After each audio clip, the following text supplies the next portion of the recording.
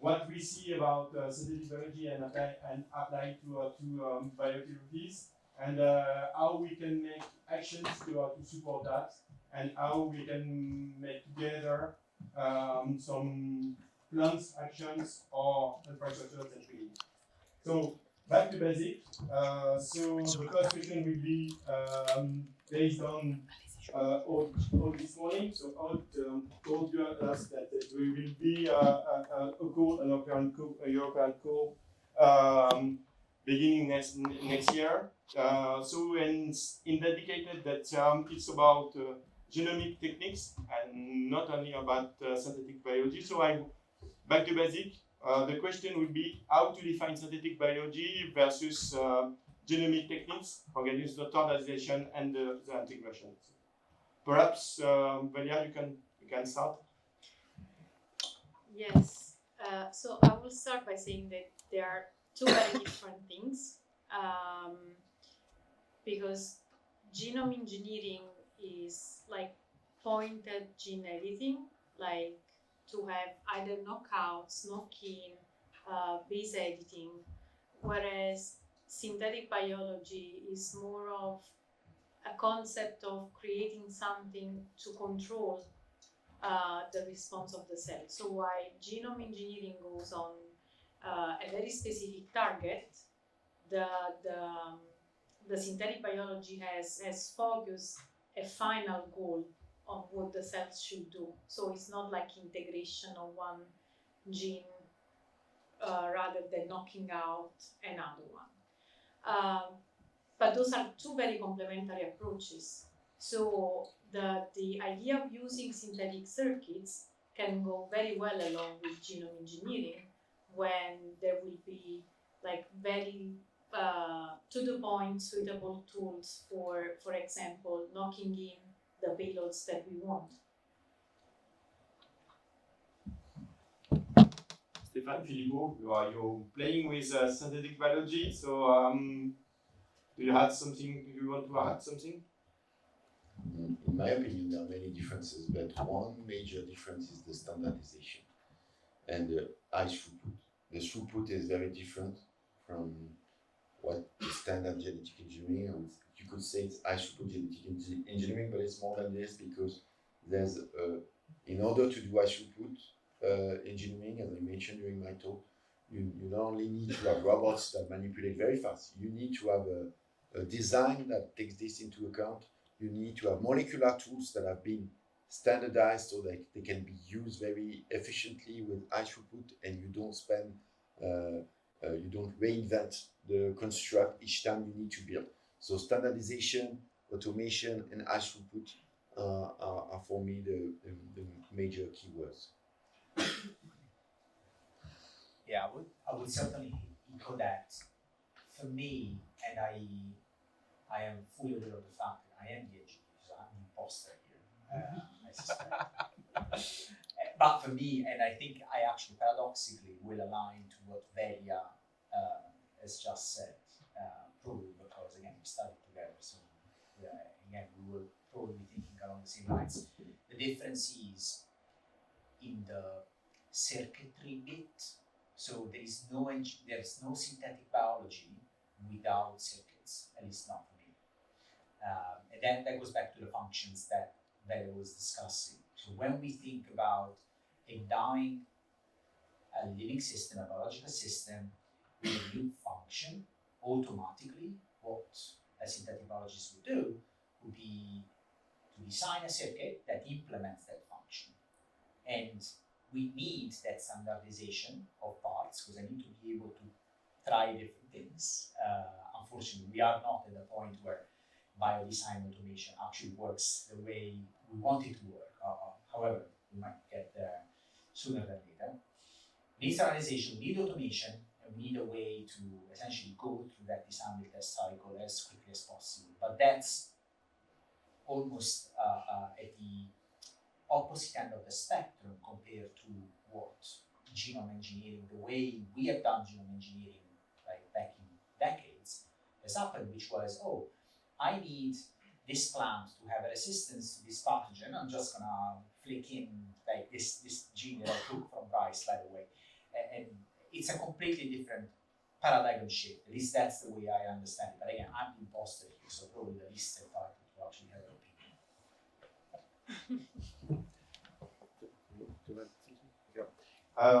Okay, so if you understand why there is, you introduced something very interesting. So Filippo, you were speaking about the GBA and the capacity also and interoperability between the biofoundries. Is also the case in our materialized biofoundries. So how you can ensure interoperability between different synthetic biology platforms, and we're speaking about platforms, and Velia nicely illustrate that, and tools used in biotherapy. You want to go first? As you want. No, it's. I'm just going to say something that I think Stéphane said very clearly. It is that standardization. Is it that ability to actually? So if I'm working on a plasmid, I need to be able to send it to Stéphane or to Velia, to anybody else really, and make sure that with the same ease that I would swap in a part, anybody else could. So that standardization is absolutely central. And I think, to be honest, it's not. We're much closer to getting to a point where that interoperability is sort of more likely than not today than we were even like 10 years ago, when literally every single lab had their own plasmids and like they had 5 enzymes that they used to cut those plasmids, and that was it. I think we've come massively long way, but that interoperability needs to sort of be guaranteed by common ways of working. Yeah, and I will complement on that, because standardization is the key point, and all the discussion, I'm sure, will revolve about the concept of standardization and benchmarking. So meaning that whatever I do in my lab, Filippo should be able to reproduce in his lab, and so on and so forth.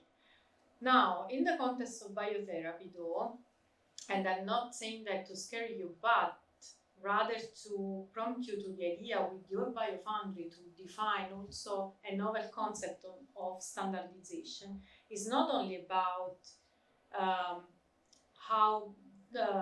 what's the level of the gene expressed by that promoter, but what is the level of the gene induced by the promoter in cell A, in cell B, and in cell C? Because the moment I publish a paper on my system tested in X cells, so in a normal cell line, and you want to try it in HeLa cells, a different cell line, is not going to work at the same level. So all the points of deep characterization that we do on the single parts should be also considered in a cell context dependent manner. And when it comes to biotherapies, this is even more important because, for example, I'm in an European consortium with immunologists. We are engineering T cells, so we are trying to do things also with knockouts. I was asking for protocol for transduction of primary cells or for methods for knockouts, and I was having from each of the partners doing immunology a different protocol with a different mix of cells that they were using, with like everything was completely different. So, and when you think that this should be like a common effort and it's not clarified at day one how this is done, I'm not sure how this benchmarking would work. So standardization and benchmarking should relate to not only like how strong is the promoter, or how good is the poly-A, or is the downregulation by the macroRNA, but also how does it work in the different cell contexts with the different methods of gene delivery and so on and so forth. So we should expand on this standardization concept. If I may continue on that, and you mentioned that I think one of the limits of this standardization is cell adaptation, because in many cases, cell will adapt, find solutions. So you push them in one direction, like epigenetics was mentioned, but you can have the environment of the cell. It was working very nicely, but then you infuse in the patient, it may be different. After whatever meal, it may be different. So I think standardization will face adaptation. So the more you will have people testing your systems in fully different conditions, and then you will start yourself to learn and this cycle which you do in the computer. Yeah, exactly. People will start also to learn the limits and what is next to be improved. This morning we see a lot of application in the domain of clinics. There is some issue regarding regulatory and legal frameworks. How you see the standardization in this field, and how you understand the committee of synthetic biology and at legal and regulatory frameworks. So I will just mention one aspect that was mentioned by Filippo, which is biosafety and biosecurity. So it's a major topic, very important in the field of synthetic biology that has not been really addressed carefully up to now. And if we open the foundries to customers, industrial partners, startups, academics, we need to be able to have a very high level of biosecurity. So there is an international initiative which is called IBIS, for this International Consortium for Biosecurity and Biosafety, that has developed software tools and helps in an international effort to do this, and talking with regulators. So there has been some discussions in the US and in Europe about new regulatory rules that would occur in 2025. So discussions are happening now. We've got a meeting with IBIS on biosecurity with French stakeholders next week. So this is a very important point on having quality control of the biosecurity and biosafety of all the experiments we're doing. And the regulations will come probably next year, and they make it, importantly, our community, because depending on how these rules are implemented, it could be a very significant burden for the labs that are engineering biology. So we need to talk with the different stakeholders, with government people, to be sure that the biosafety is ensured, but not blocking the development of synthetic biology, especially in Europe. Yeah, and also a way to harmonize the regulation across the countries, at least in Europe, because then how they are translated at the national level can be very different. Some regulation may be stiffer than others, so like harmonizing should be also important. Yeah, again, black sheep being from the UK. So what I would say is that we've been lucky in a sense, because obviously after the tragedy of Brexit, the whole let's take back control meant that government, we're going to have to edit this out, but government had absolutely no idea what the biosecurity standards that we had to set for ourselves again. Obviously, didn't come out of, there are only a few things that we kept from our European time, as you, I'm sure you know. One of them is GDPR, for reasons that are beyond my understanding, but because everybody complains about GDPR, but we kept it. Exactly.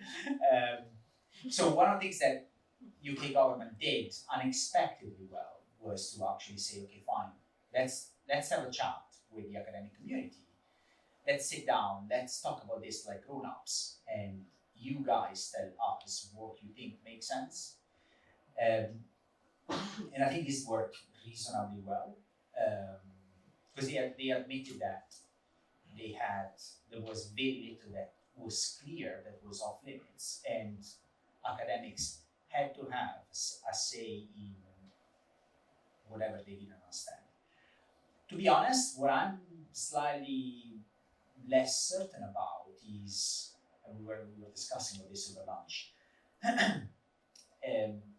what is going to happen when it is unclear to us what the unknown unknowns are. And I will give you an example.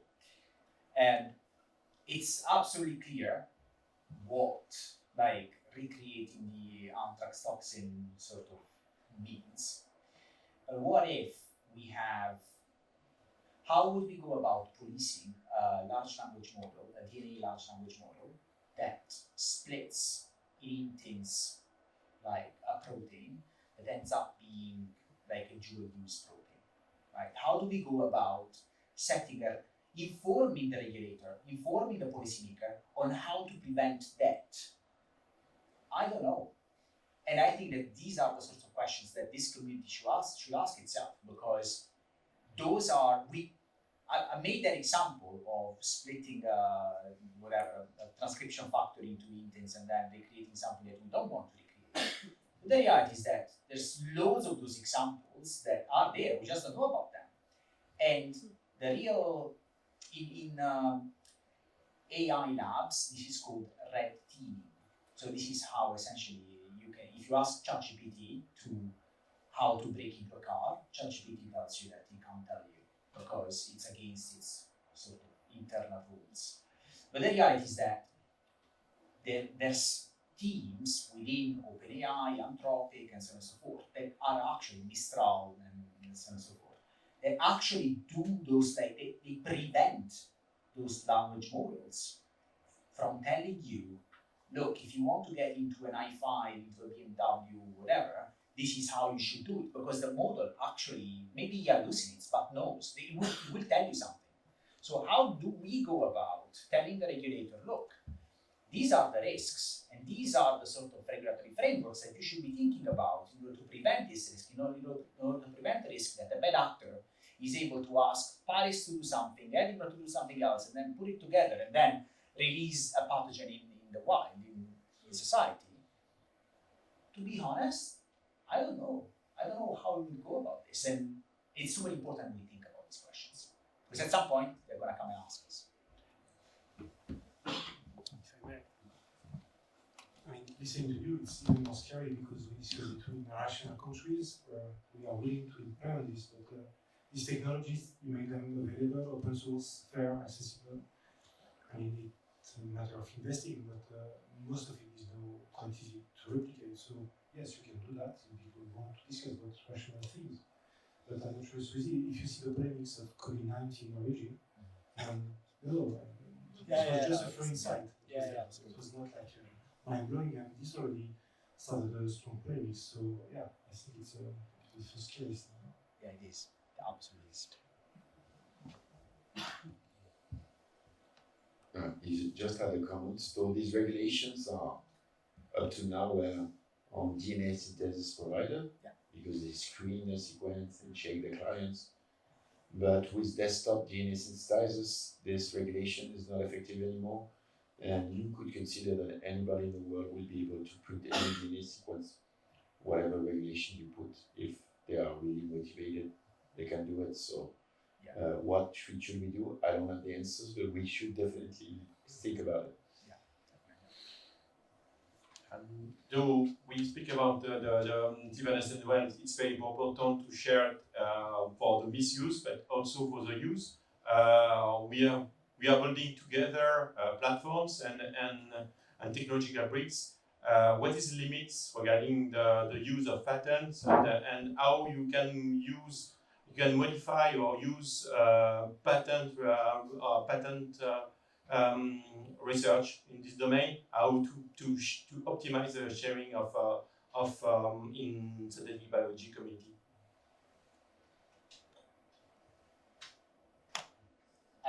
It depends on the policy. Our policy is to share the IP. It is our preferred business model, but we can occasionally give back the IP to the client. Of course, the project will cost more, but the rules, we are a university funded institution, a national funded institution, so our aim is to all the strains we are developing, all the tools we're developing, we if there is IP associated with this, the rule is we share 50% the IP. Yeah, so it's pretty much the same modus operandi of the Edinburgh Genome Foundry. We actually were discussing about this a few minutes ago. we found that, so we have two tiers. The first one is essentially a proper SLA, like a service, fee for service kind of approach where we don't take any IP. That's usually not the preferred route, and this actually goes back to historical reasons. So what would happen is that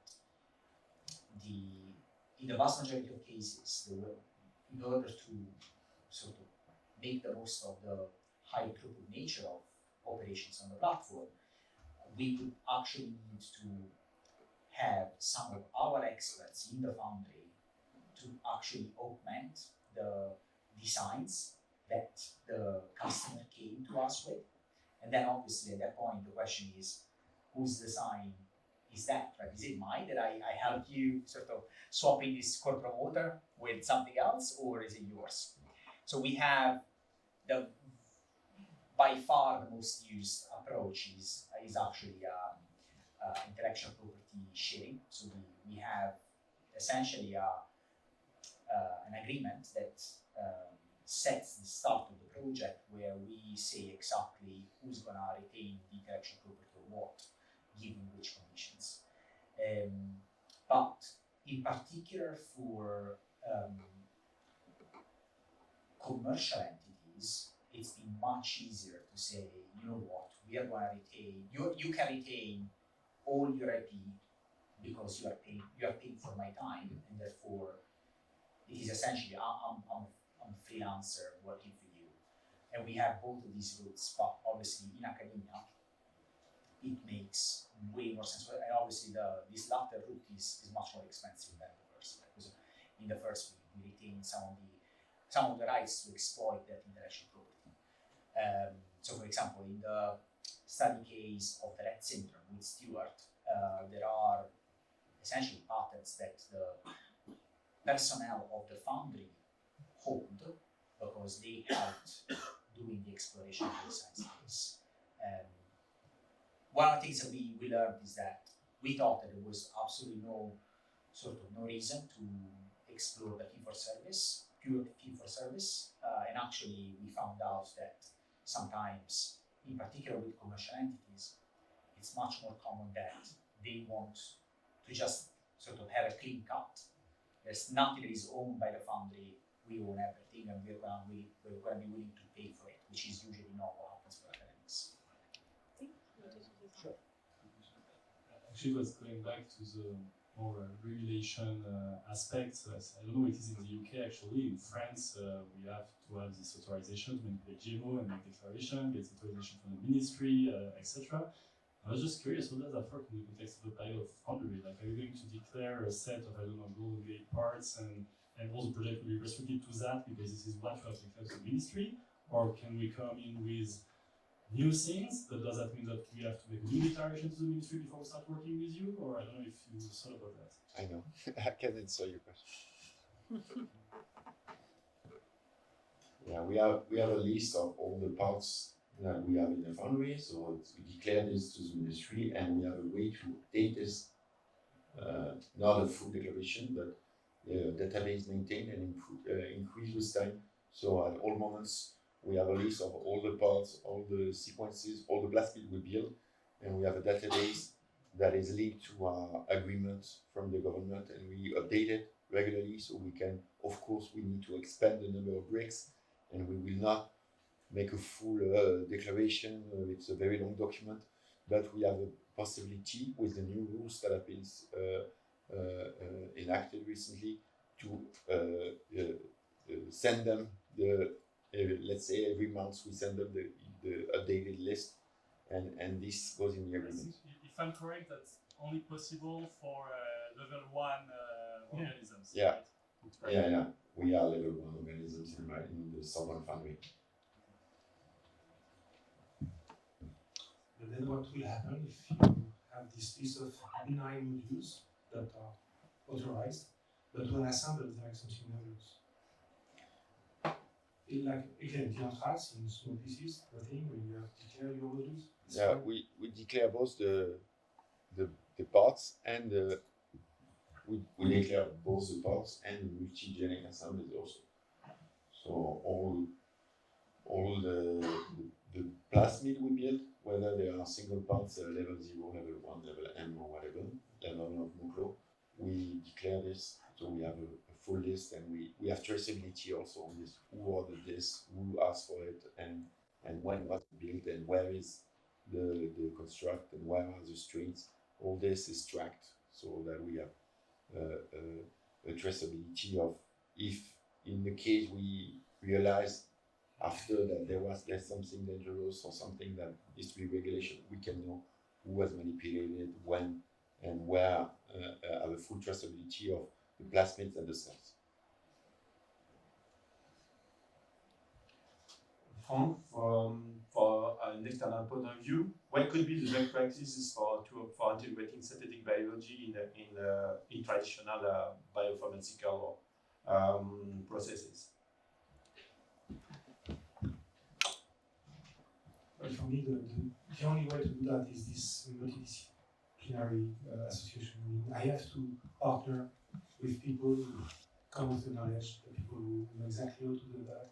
This learning cycle, for example, it sounds simple for people doing synthetic biology. It's not that simple. I mean, I know how to make cellular assay, but how to make them evolve so that they can how to improve the output is not that simple. So for me, and this is what we discussed with Pascal at Curie and whatever, is to try to have a continuum between the expert in the cell assays, activities and so on, and the expert in the design. And that's the challenge, because we don't talk the same language, we don't talk the same speed, we don't talk the same cost. You know, it's not possible for me to test 10,000 constructs. And so, I mean, this will take time, I think, for me to have a way to really integrate synthetic biology in many processes. In therapy, the challenge is such that people did that, but in basic science, it's not yet there, I think. Thank you. So, and multidisciplinary approach, that means also a lot of entities. We are speaking about academia. It's also about industrial part and legal and regular bodies. What do you think about how we can foster, we can accelerate the synthetic biology within all these players?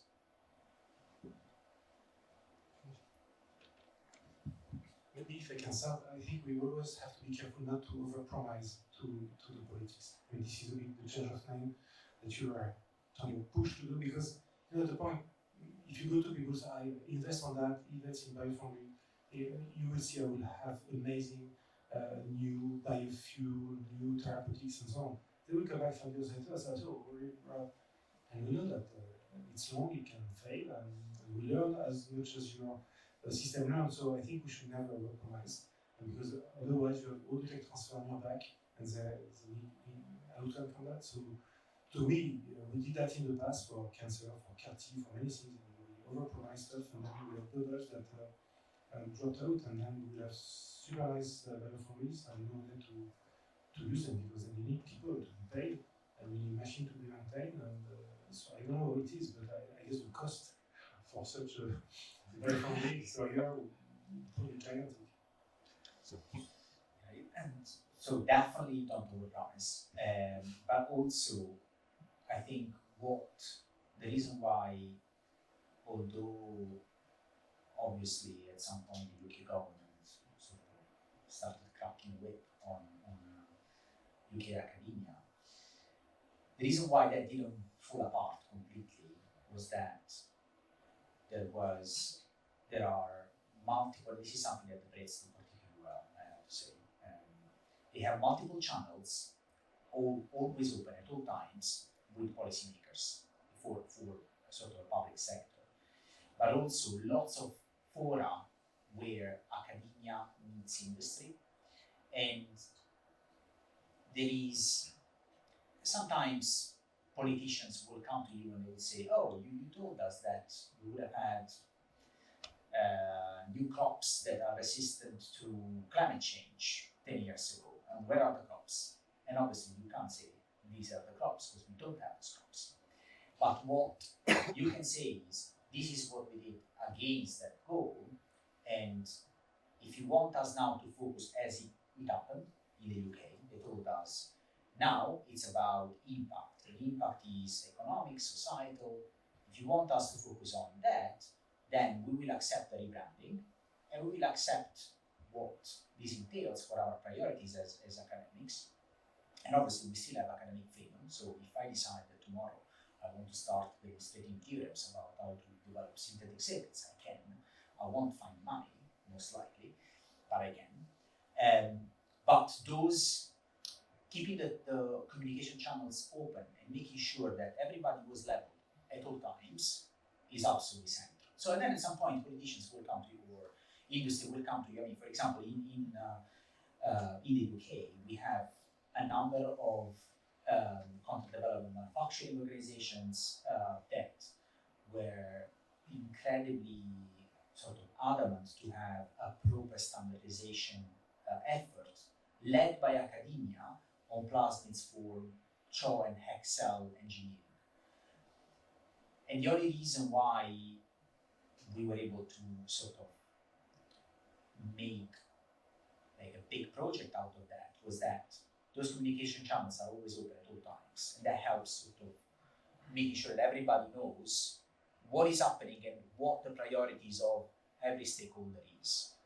So then politicians can come back to you and say, what did you do? And you can always say, this is what I did, and although I didn't deliver that sort of treatment for cancer, this is my progress. Perhaps you can start the discussion right now. Thanks to everybody. Since that we don't want to overpromise, but there is a lot of promising things coming from synthetic biology. I'm sure we are speaking about impact and start with impact and what you see on biotherapy is very important.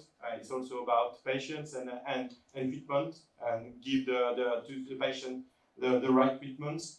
It's about communication, and we said that we need to share, and see what we get and how to share everybody. And